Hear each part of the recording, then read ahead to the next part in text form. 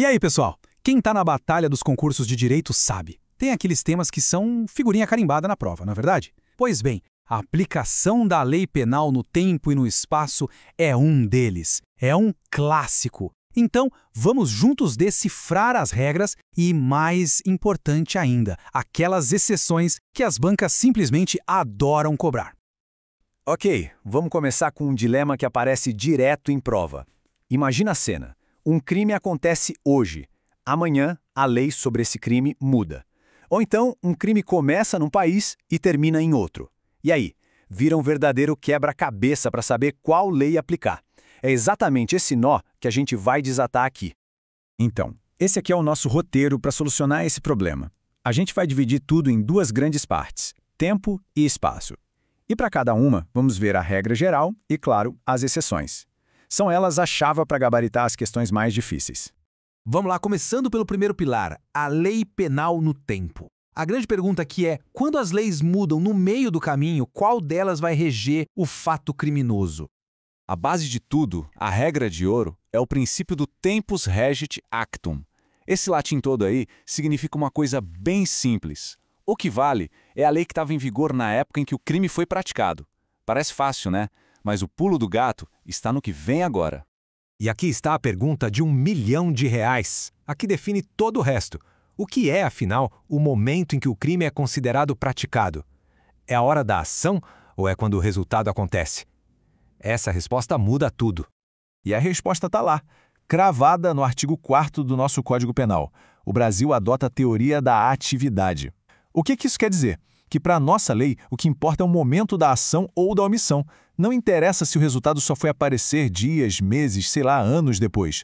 O marco temporal é a conduta. E olha, é bom fixar bem isso porque é um detalhe que derruba muita gente boa na prova. Muito bem. Agora que a regra está clara, vamos para a parte mais interessante, a reviravolta. Vamos falar das exceções, dos casos em que a lei parece pegar uma máquina do tempo para alcançar fatos que já aconteceram. A chave mestra para entender isso tudo vem da própria Constituição Federal. O artigo 5º diz que a lei penal não volta no tempo, ponto. Mas aí vem a palavra mágica, salvo. Salvo se for para beneficiar o réu. Esse salvo é, sem exagero, uma das palavras mais poderosas do direito penal. Essa ideia de voltar para ajudar o réu aparece principalmente de duas formas. Primeiro, a abolitio criminis, que é quando uma lei nova simplesmente extingue um crime. O adultério, por exemplo, já foi crime. Hoje não é mais. E a segunda forma é a novatio legis in melius. Aqui o crime continua existindo, mas a lei nova é mais branda, tipo, diminui a pena de um crime. E aqui fica muito claro o contraste, né? De um lado, a lei mais boazinha, a novo legis in melius, ela viaja para o passado, ela retroage para alcançar fatos antigos. Agora, do outro lado, a lei mais severa, a novo legis impejus, encontra um muro, uma barreira no tempo. Ela só pode valer do dia em que nasceu para frente.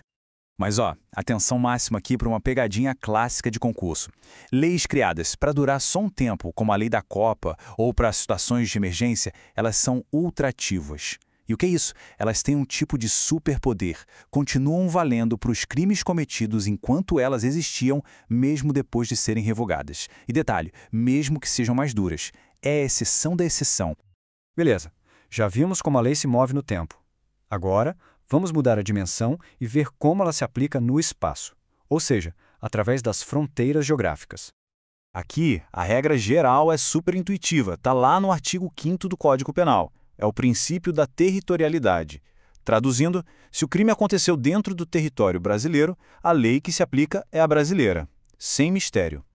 Mas e quando o crime cruza fronteiras? Pensa num golpe pela internet. O criminoso está no Brasil, mas a vítima que perdeu dinheiro está lá no Japão. Onde, afinal, foi o lugar do crime para a lei? Para resolver essa questão, o nosso Código Penal, lá no artigo 6º, adota a teoria da ubiquidade, que também é chamada de teoria mista. E o que ela diz? Que o crime se considera praticado tanto no lugar da ação quanto no lugar do resultado. Isso é muito poderoso. No nosso exemplo do golpe, significa que tanto a justiça brasileira quanto a japonesa poderiam, em tese, julgar aquele crime. E agora, para fechar, a parte mais fascinante. A extraterritorialidade. São aquelas situações em que a lei brasileira estica o seu braço para muito além das nossas fronteiras, se aplicando a crimes que aconteceram inteiramente lá fora.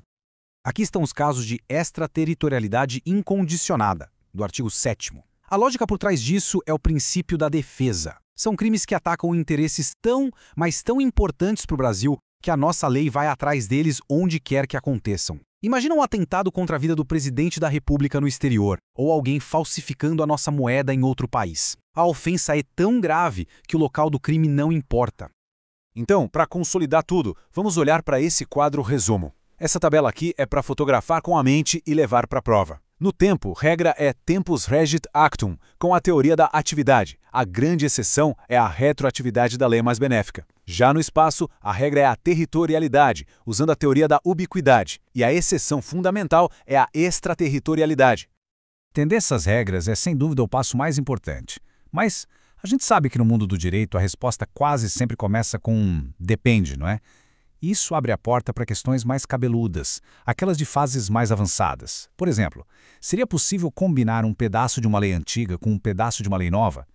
E se um tribunal superior muda o entendimento sobre um tema, essa nova visão, mais favorável, pode retroagir? Ter essa base que a gente acabou de ver bem sólida é o que vai permitir construir o raciocínio para encarar essas perguntas e, claro, se destacar na prova.